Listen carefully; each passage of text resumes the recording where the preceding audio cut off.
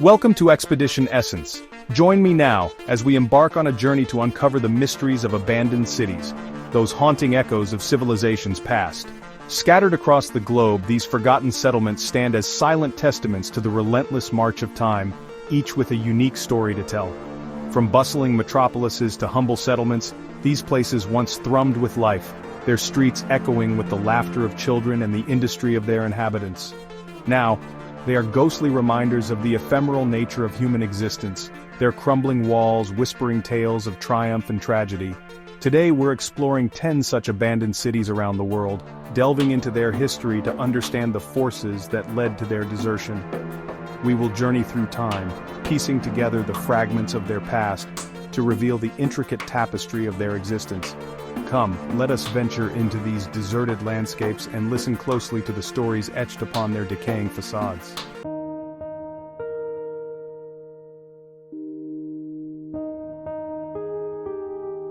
Our journey begins in Pripyat, Ukraine. Built in the 1970s for Chernobyl workers, Pripyat was a model Soviet city. Its wide avenues were lined with apartment blocks, schools and shops. The city was alive with 50,000 inhabitants. Children played, couples strolled, and families gathered. But this idyllic existence was not to last. On April 26, 1986, disaster struck. A safety test at Chernobyl went catastrophically wrong. The explosion released radioactive material into the atmosphere. Pripyat, just 3 kilometers away, bore the brunt. Within hours, it became a ghost town. Residents evacuated, leaving behind their homes and lives.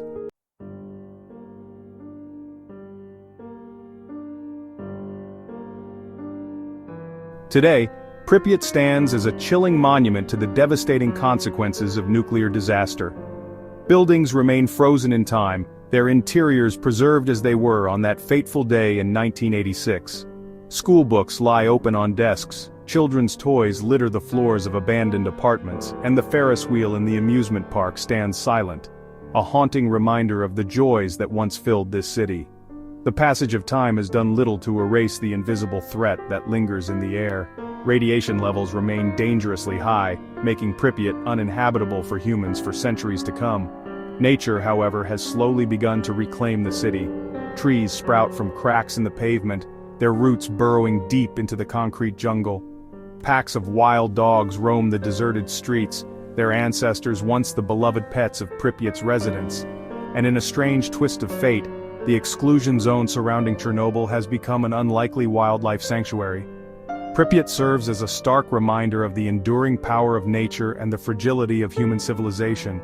It is a place where the past and present collide, a poignant symbol of the devastating consequences of technological failure and the enduring resilience of the natural world.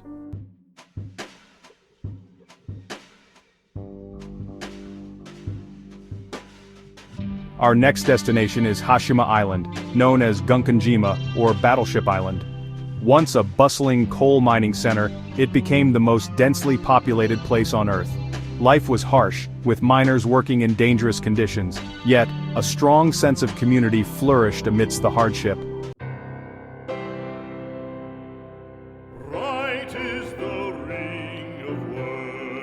As Japan's reliance on coal waned, Hashima Island's fate was sealed. In 1974, Mitsubishi closed the mine and families left their homes.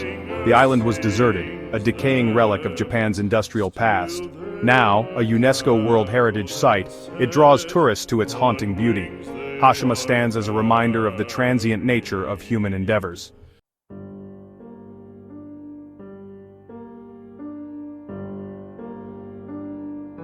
From the desolate beauty of Hashima Island, we journey to the Namib Desert in southern Africa. Here lies the ghost town of Colmanskop, once a bustling diamond mining town, now a haunting reminder of human ambition. The desert's inexorable power reclaimed it.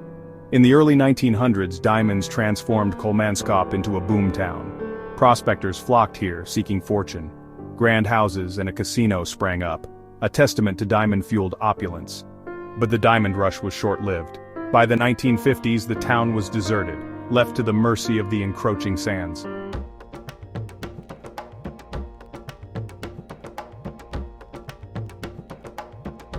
Today, Colmanskop stands as a silent testament to the ephemeral nature of human endeavor.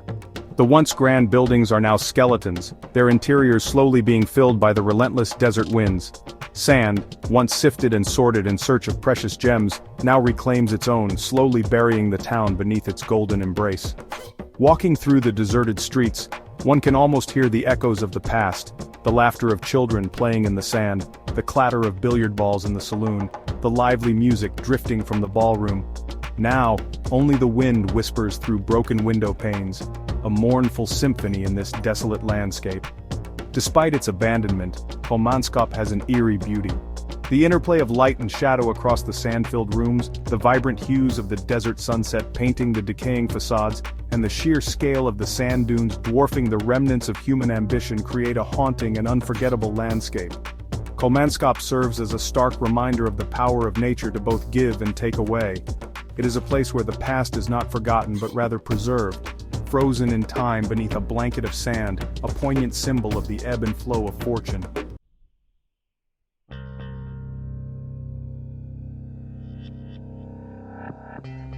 Our journey through abandoned settlements takes us now from the arid deserts of Namibia to the rolling hills of Pennsylvania, USA. Here, beneath the seemingly tranquil surface of a small town called Centralia, a relentless inferno has been burning for over half a century. Centralia was once a bustling coal mining town, its streets alive with the sounds of children playing and the camaraderie of miners returning home after a long day's work.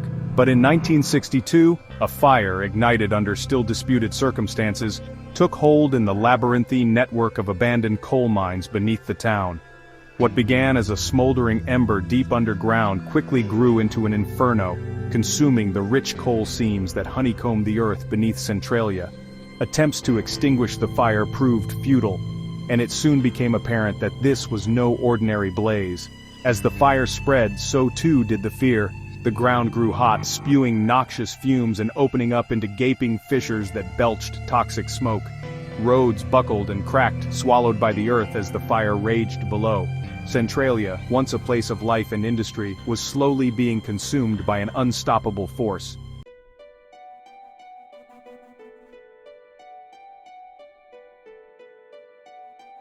Centralia, once a close-knit community, now a ghost town. The fire beneath their feet scattered lives, leaving empty streets and boarded-up homes. The few remaining residents live in the shadow of a disaster, clinging to memories. Centralia stands as a testament to nature's power and human resilience.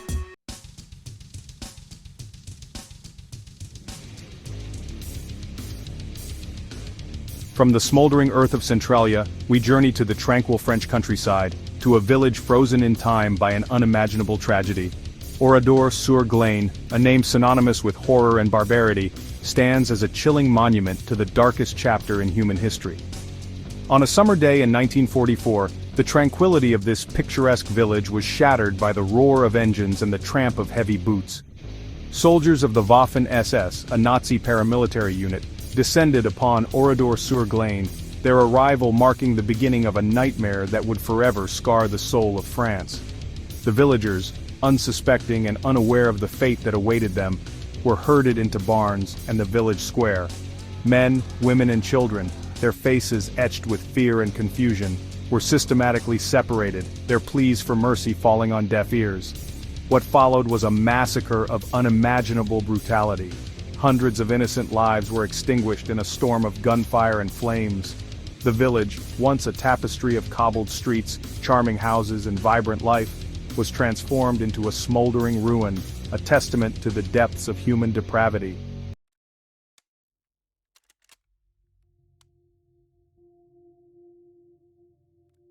In the aftermath of the massacre, a stunned silence fell upon Oradour-sur-Glane. The air, heavy with the stench of death and ashes, bore witness to the unspeakable horrors that had transpired. The village, once a symbol of rural life, was now a graveyard, its silence a deafening testament to the fragility of peace. Preserved as a memorial, Oradour-sur-Glane stands as a chilling reminder of war's horrors and the human cost of intolerance. The charred remains of buildings, the rusting hulks of cars, and the scattered remnants of everyday life stand as silent witnesses to the atrocities committed. Walking through the eerily silent streets of Oradour-sur-Glane, one is overwhelmed by a sense of profound sadness and loss. The rusted swings in the playground, the scorched toys in the rubble, and the haunting inscription on the memorial plaque, Souviens-toi, remember, serve as a poignant reminder of the innocent lives lost and the enduring legacy of this tragedy. Oradour-sur-Glane stands as a powerful symbol of the human capacity for both unimaginable cruelty and profound resilience. It is a place of pilgrimage, where visitors from around the world come to pay their respects, to reflect on the horrors of the past, and to vow that such atrocities will never be forgotten nor repeated.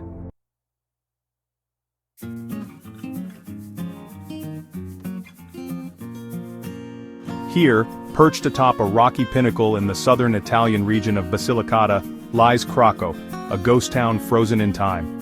For centuries, this medieval village clung to the hillside, its inhabitants eking out a living from the unforgiving terrain. But Craco's precarious position, seemingly a source of strength, would ultimately prove to be its downfall. The earth itself upon which Craco was built proved to be its undoing. The very ground beneath the town, composed of clay-rich soils, was prone to slippage, particularly after periods of heavy rainfall. This geological instability resulted in a series of landslides over the centuries, each one chipping away at the town's foundations, each one a tremor of the disaster to come.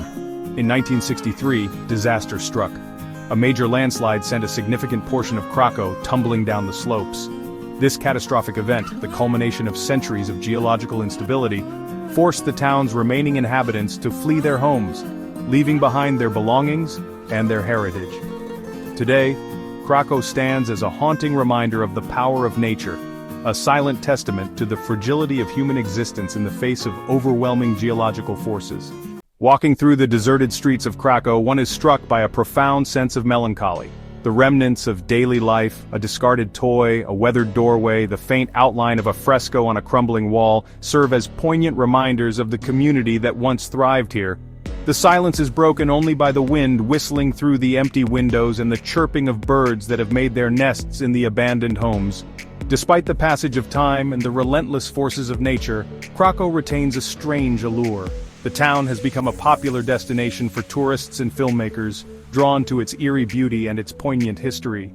The Italian government, recognizing the cultural significance of this ghost town, has taken steps to preserve what remains. Craco's story serves as a cautionary tale, a reminder of the delicate balance between humanity and the natural world. It stands as a monument to the resilience of the human spirit, which, even in the face of such adversity, finds a way to endure. The memory of Craco lives on, not just in its crumbling walls but also in the hearts of those who once called this remarkable town their home. And so, Craco remains, a ghost town frozen in time, a poignant reminder of the power of nature and the enduring spirit of humanity. It stands as a testament to the past, a warning for the future, and a place where the echoes of a lost community still whisper through the deserted streets. Walking through the deserted streets of Craco, one is struck by a profound sense of melancholy. The remnants of daily life, a discarded toy, a weathered doorway, the faint outline of a fresco on a crumbling wall, serve as poignant reminders of the community that once thrived here. The silence is broken only by the wind whistling through the empty windows and the chirping of birds that have made their nests in the abandoned homes.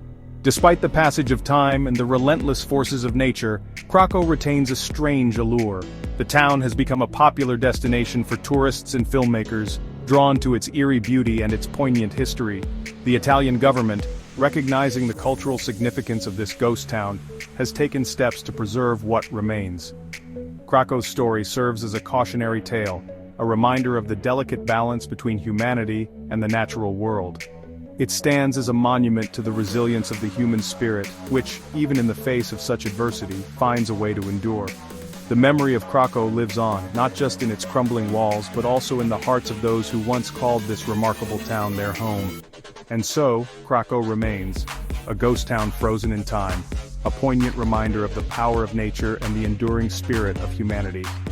It stands as a testament to the past, a warning for the future, and a place where the echoes of a lost community still whisper through the deserted streets.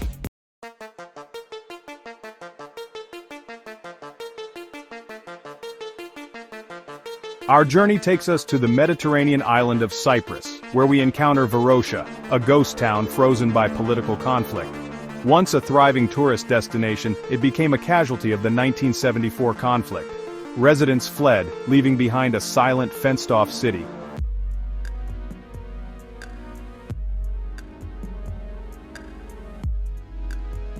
Today, Varosha presents a haunting tableau, a poignant reminder of the human cost of conflict. Grand hotels stand empty, their windows like vacant eyes staring out at the forbidden sea. Apartments, once filled with life, now house only dust and memories. The belongings of those forced to flee remain untouched, frozen in time, as if waiting for their owners to return. Over the years, there have been numerous attempts to broker a deal that would see Varosha reopened and its former residents allowed to return. But despite these efforts, the city remains a ghost town, its fate intertwined with the complex politics of Cyprus. Varosha stands as a stark reminder of the enduring legacy of conflict, a testament to the human cost of division and the enduring hope for reconciliation. The empty streets and buildings whisper tales of lives interrupted, of a vibrant community torn apart. Will Varosha ever come back to life? Will its former residents ever walk its streets again? Only time will tell. But for now it remains a poignant symbol of a divided island and a stark reminder of the enduring impact of conflict on human lives.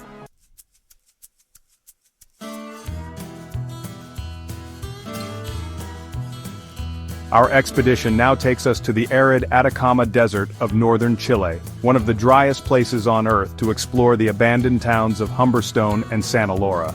Here, in this unforgiving landscape, a different kind of ghost town emerged, not as a result of natural disaster or conflict, but as a consequence of economic change. These towns were once bustling hubs of activity, fueled by the insatiable global demand for saltpeter, a natural mineral used in fertilizer and explosives. For decades, the industry thrived, drawing workers from across Chile, Peru, and Bolivia, all seeking their fortunes in the Atacama. Humberstone and Santa Laura were more than just mining towns, they were self-contained communities. The companies that controlled the saltpeter industry built schools, hospitals, theaters, and even swimming pools for their workers. Life was harsh in the desert, but these amenities offered a semblance of normalcy and comfort in an otherwise unforgiving environment. However, the boom years were not to last.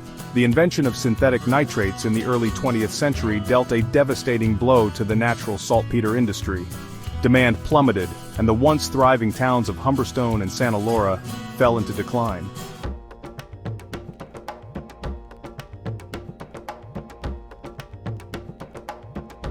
Today, Humberstone and Santa Laura stand as silent monuments to the boom and bust cycles of industrial progress.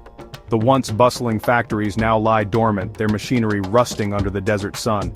The homes, schools, and theaters are empty, their vibrant colors fading beneath a patina of dust and time. Yet even in their abandonment, these ghost towns possess a haunting beauty. The desert wind whistles through the empty buildings, carrying with it the echoes of a bygone era. The dry climate has preserved many of the structures, offering a glimpse into the lives of the workers who toiled here. In 2005, UNESCO recognized the historical significance of Humberstone and Santa Laura, declaring them World Heritage Sites. Efforts are underway to preserve these ghost towns not just as reminders of the saltpeter era, but also as testaments to the resilience and ingenuity of the people who built them. As we leave the haunting silence of Humberstone and Santa Laura behind, we are reminded that even in the most desolate of landscapes, the human spirit can leave an indelible mark. These ghost towns stand as poignant reminders of the cyclical nature of progress and the enduring power of human endeavor.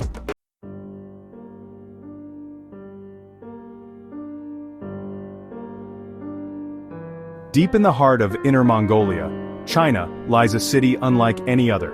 Kangbashi, once envisioned as a bustling metropolis, stands as a stark reminder of ambition outpacing reality. In the early 2000s, fueled by the promise of a coal mining boom, construction began on a grand scale. Thousands of apartments, sprawling government buildings, and even a university were erected, designed to accommodate a population exceeding 1 million. However, the expected influx of residents never materialized. The coal industry faltered and the high property prices deterred potential homeowners. Today, Kangbashi stands as a ghost city, its wide avenues eerily quiet, its buildings largely unoccupied. The silence is broken only by the wind whistling through the empty streets and the occasional construction crew, still working on projects that may never be fully realized. Yet, Kangbashi is not entirely devoid of life. a small but resilient population has taken root, drawn by cheap housing and the promise of a fresh start. Government workers, shopkeepers, and a handful of families now call this unusual city home. They navigate the empty streets and vast echoing buildings, creating a surreal and poignant existence in the shadow of unfulfilled dreams.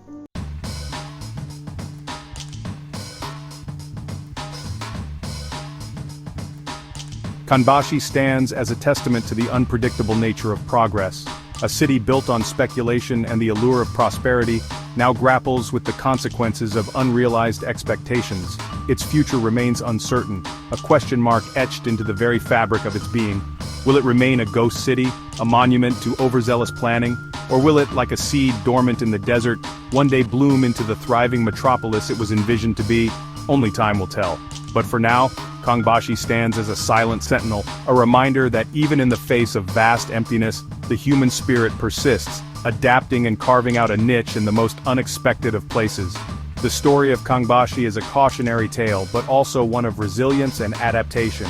It serves as a reminder that even in the face of unforeseen challenges, life, in some form, finds a way. The vast emptiness of Kangbashi's streets and buildings serves as a poignant reminder of the delicate balance between ambition and sustainability.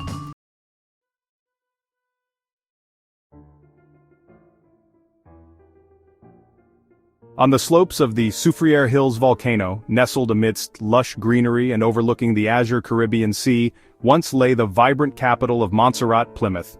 A paradise island, Montserrat was renowned for its natural beauty and the warmth of its people. Plymouth, the heart of this island nation, bustled with life, its harbor a gateway to the Caribbean. But beneath the idyllic surface, a slumbering giant was about to awaken.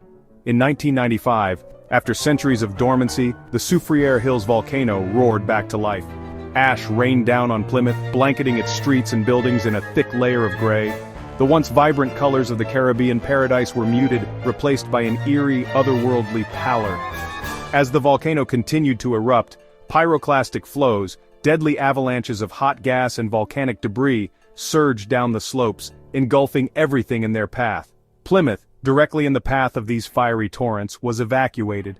The once bustling streets fell silent, the laughter and music replaced by the ominous rumbling of the volcano.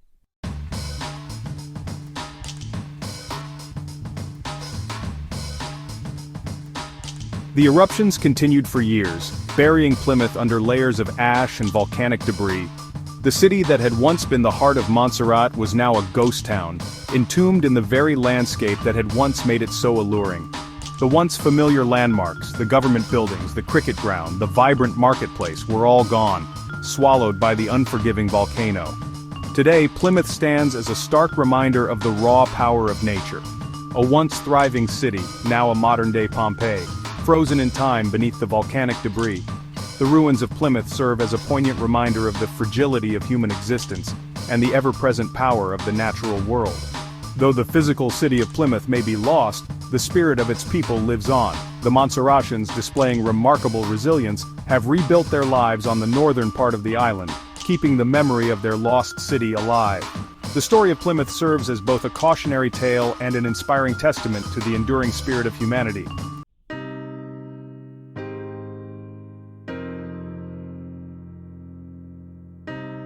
From the radioactive ruins of Pripyat to the ash-covered streets of Plymouth, we've journeyed to some of the most hauntingly beautiful abandoned cities around the world.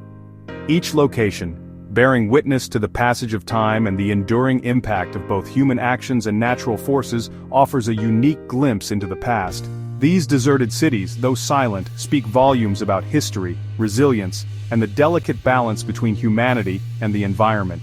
They serve as poignant reminders of the transient nature of our own existence and the enduring power of the natural world. As we've explored these abandoned places, we've uncovered not just stories of loss and decay, but also tales of resilience, adaptation, and the enduring spirit of humanity.